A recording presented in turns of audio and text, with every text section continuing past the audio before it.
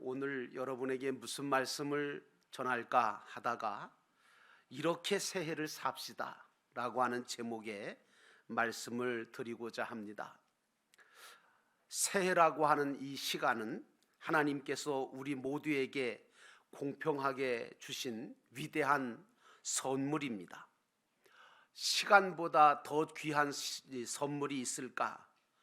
사실은 이 시간을 지혜롭게 사용을 하면 놀라운 성공도 하고 또 행복도 주어지고 보람도 창조가 되어집니다.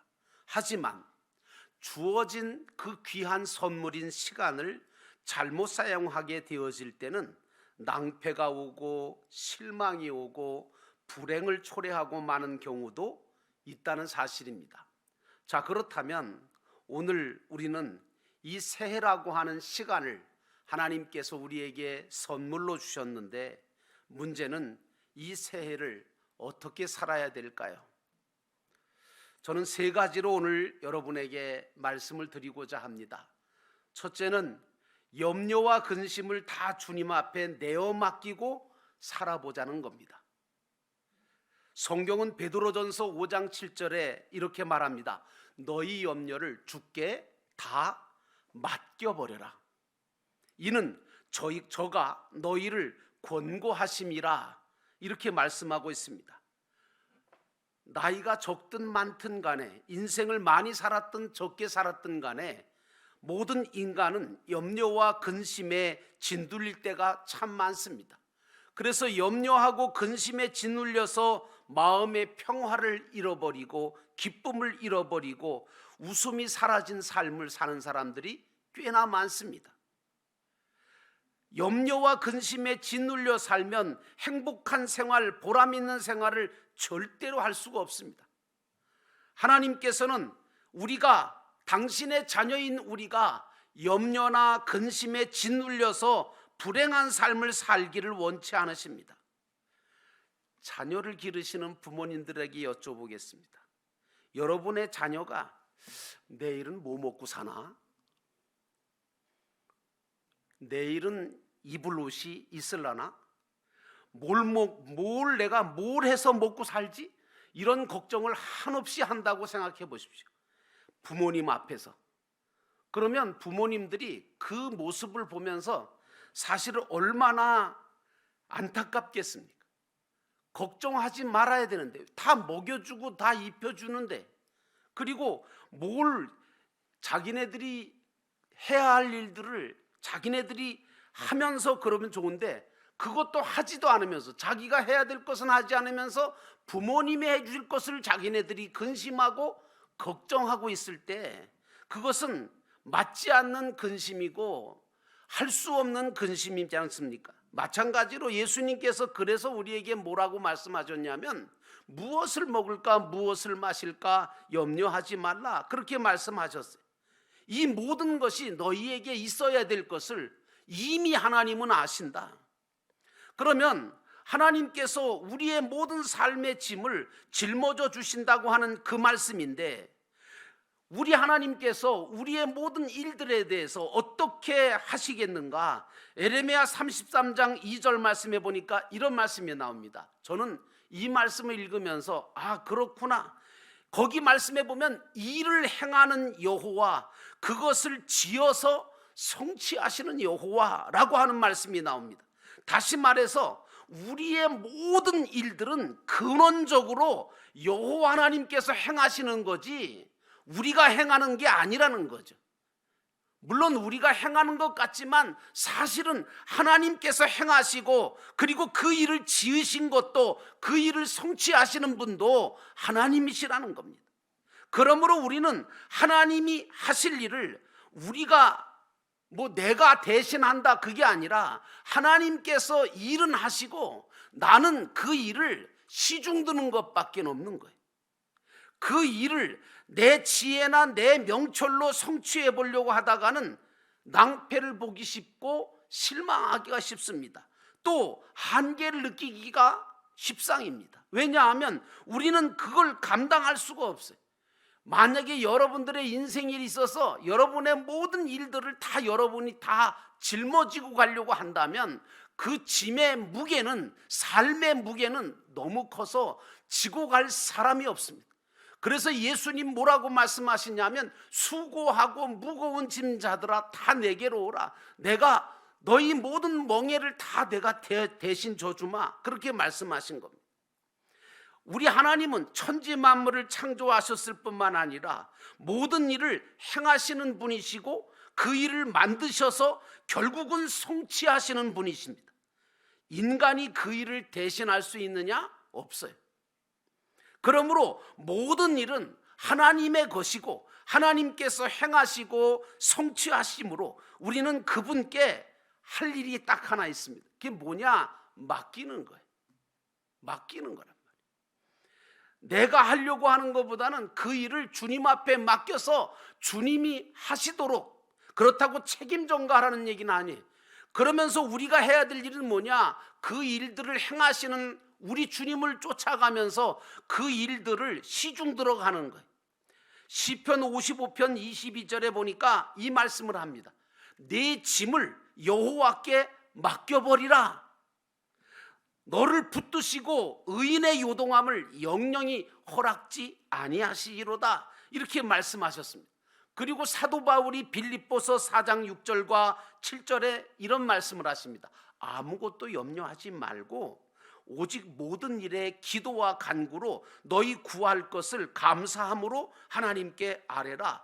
그리하면 모든 지각에 뛰어나신 하나님의 평강이 그리스도 예수 안에서 너희의 마음과 생각을 지켜주시리라. 그러므로 우리는 모든 염려와 근심을 하나님 앞에 맡기면서 이 한 해를 살아가겠다고 하는 그 결단을 하는 이 시간이 되시기를 주의 이름으로 축원합니다. 주님은 당신께 맡기지 않는 일은 책임져 주지 않으세요. 이 말씀을 그냥 넘어가지 마세요, 여러분. 주님 앞에 맡기지 않는 일은 책임져 주시지 않는다고요. 맡기지도 않고 왜 책임 안 져주세요? 그러지 마세요. 맡기는 기도는 해보셨어요? 주님 앞에 온전히 맡기긴 하세요? 맡길 때에 우리 주님께서 책임져 주시고 그 일을 할 수 있는 힘과 지혜와 능력을 부어주시는 줄로 믿습니다.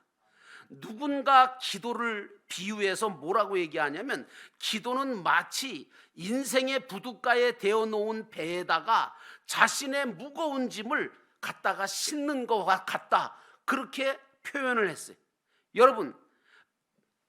여러분의 무거운 인생의 짐들을 다 그 주님의 배에다가 다 싣고 나면 그 배에 실은 짐은 누가 운반에다가 줍니까?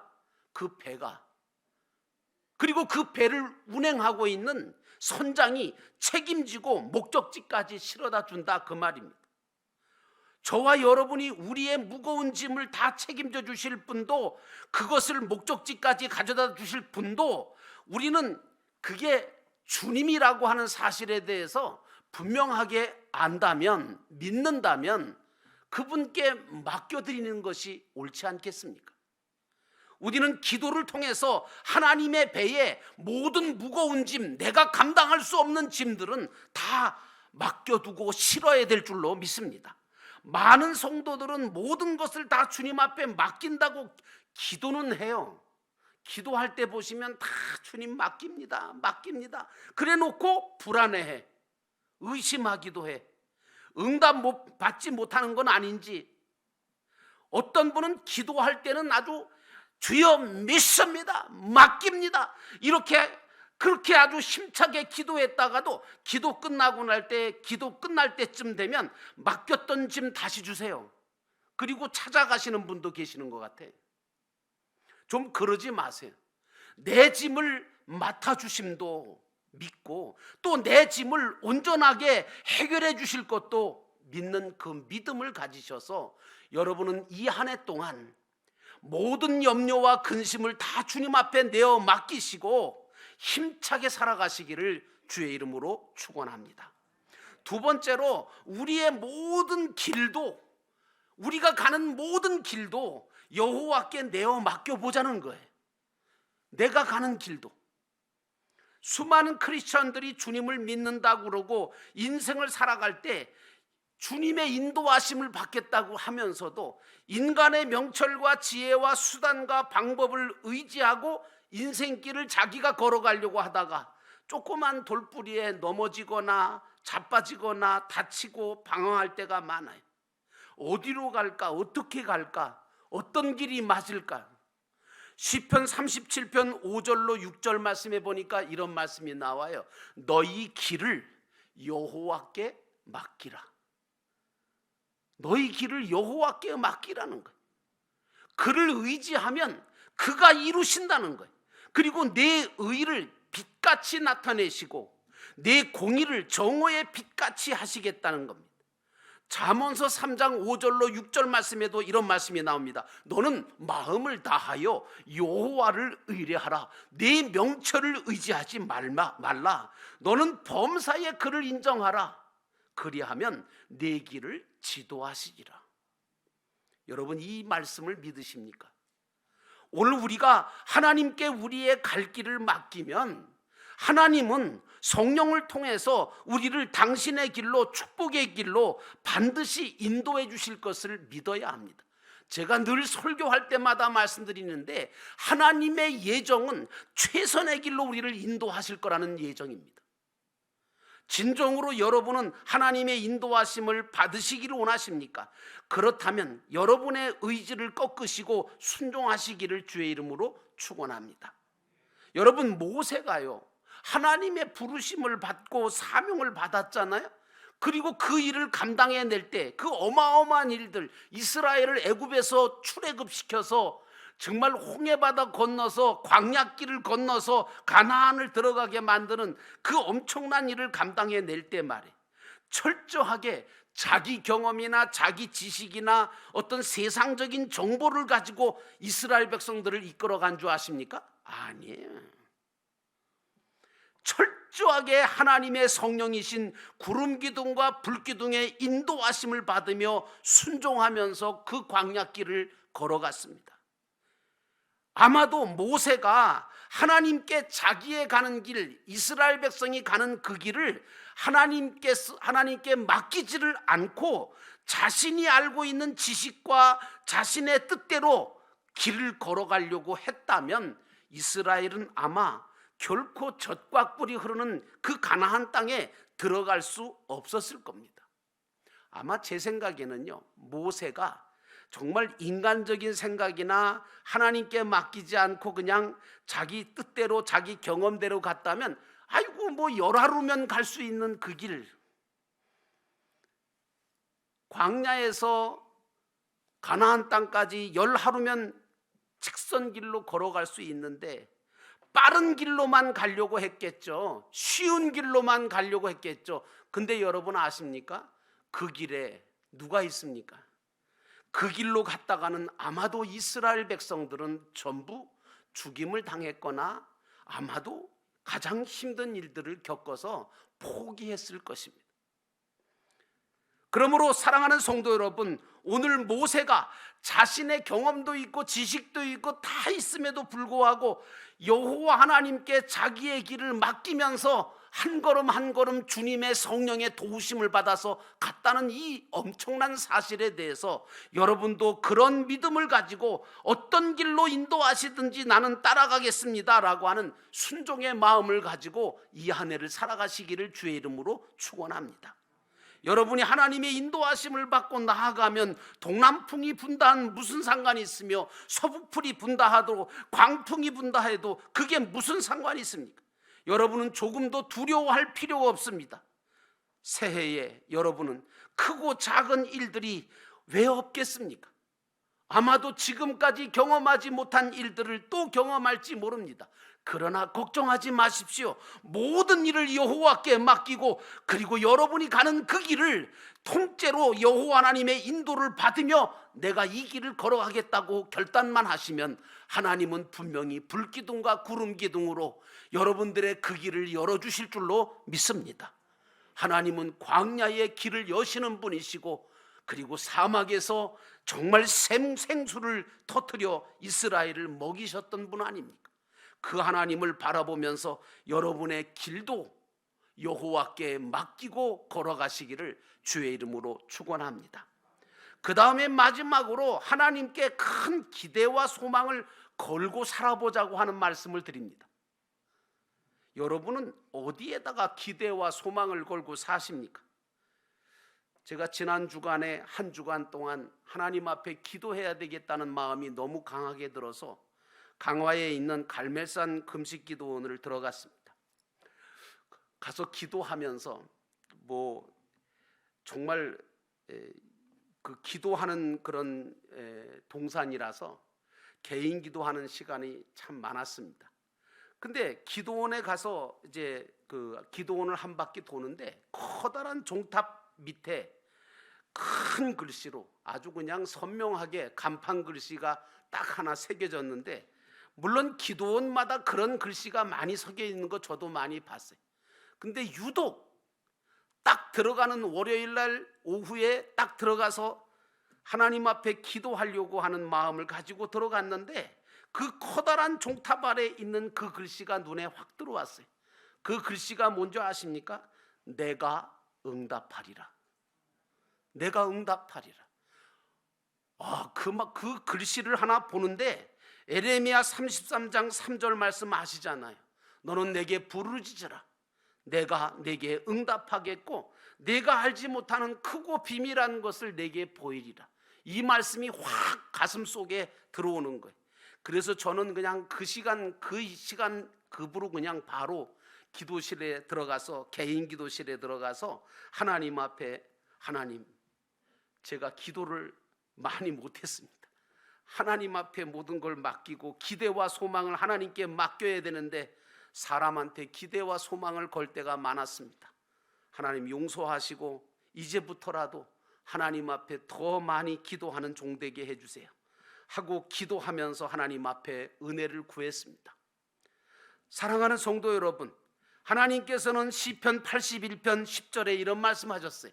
내 입을 넓게 열라. 내가 채우리라. 이 말씀 읽어보셨습니까? 성경 많이 읽읍시다. 왜? 성경이 우리에게 힘을 많이 줍니다. 용기를 줍니다. 지혜를 줍니다. 다른 데서 찾으려고 하지 말고 하나님의 말씀 속에서 찾으시기를 축원합니다. 시편 81편 10절 내 입을 넓게 열라 내가 채우리라고 하셨습니다. 누구를 향해서 넓게 열라고 하는 얘기입니까? 하나님을 향해서 크고 넓게 입을 열라는 말씀입니다.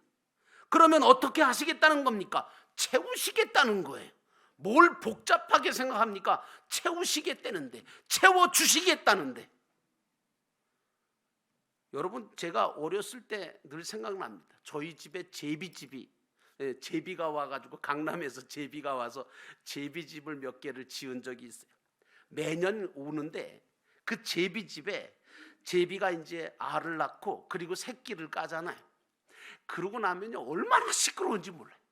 왜냐하면요 애미가 어디 가서 벌레 하나만 물고 오면 제가 한번 봤는데요, 새끼들이 한 대여섯 마리가 그냥 입이 찢어지라고, 이게 입이 아마 90도가 아니고요 거의 180도 정도 벌어지는 것 같아요.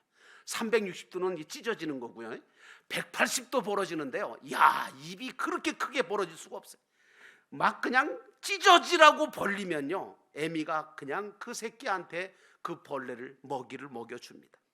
여러분, 제비 어머니도 그렇게 입을 여는 제비 새끼한테 입을 채워주잖아요. 여러분, 우리 하나님께서 내가 기도하면, 여러분이 기도하면 왜 채워주시지 않겠어요?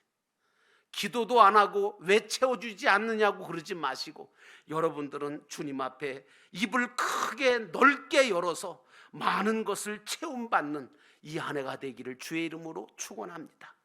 입을 넓게 열라고 하는 말씀은 우리가 기도 제목을 많이 가져라, 크게 가져라고 하는 말씀이기도 하지만 엄밀히 말씀드리면 희망을 가지라는 겁니다. 꿈을 가지라는 겁니다. 하나님은 꿈과 희망을 가진 자를 기뻐하시고 축복하시는 분이십니다. 그러므로 성경은 꿈이 없는 백성은 망한다고 말하고 있잖아요. 사람이 절망하는 것보다 더 큰 비극은 없는 거예요. 절망하여 부정적이고 파괴적인 사람을 하나님께서 도와주시지 않습니다. 눈에는 아무 증거 아니 보여도, 귀에는 아무 소리 안 들려도, 손에는 잡히는 것이 없어도 하나님을 근거로 삼고 끝까지 희망을 버리지 않으며 긍정적이고 적극적이고 창조적인 생산적인 자세로 나가는 사람의 입을 하나님께서 채워주시지 않겠습니다. 이제 2022년 이 새해가 밝았습니다. 여러분은 왜 여기에 계십니까?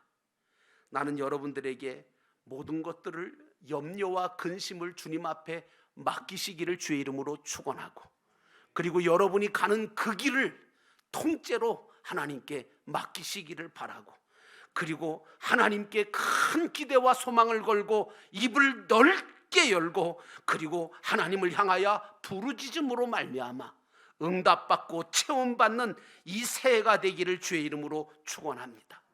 코로나가 아니더라도 죽을 일이 얼마나 많은데요. 뭘 코로나 가지고 그렇게 걱정하고 두려워하세요? 그거 말고도 죽을 일이 얼마나 쌓였는데요.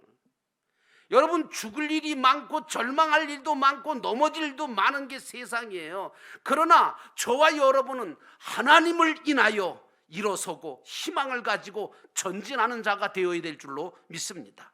하나님이 주실 가장 좋은 것을 기대하시는 이 한 해가 되기를 주의 이름으로 축원합니다. 왜냐하면 우리 하나님은 늘 말씀드리지만 좋은 것 아니면 당신 자녀인 우리에게 주실 리가 없으시기 때문입니다. 살 소망도 없는 것 같은, 여러분 사도행전을 읽어보면요, 사도행전 27장 같은 데 읽어보면 사도 바울이 죄수의 몸으로 이탈리아 로마로 끌려갑니다. 배를 타고 갑니다. 처음에는 그 배가 아주 정말 잔잔했는데 바다가 너무 잔잔해서 아우 정말 이 배를 띄우기 좋다 그랬는데, 중간에 유라굴로라고 하는 대풍랑이 치잖아요. 그래서 거기 있던 사람들이 다 그 비싼 짐들을, 모든 재물과 모든 갖고 있던 것들을 다 바닷속에다가 다 쳐놓고 살아만 있으면 좋겠다. 그래서 정말 그 파도에 밀려서 죽을 고비를 넘기잖아요. 거기 탔던 사람들의 숫자가 276명이나 돼요.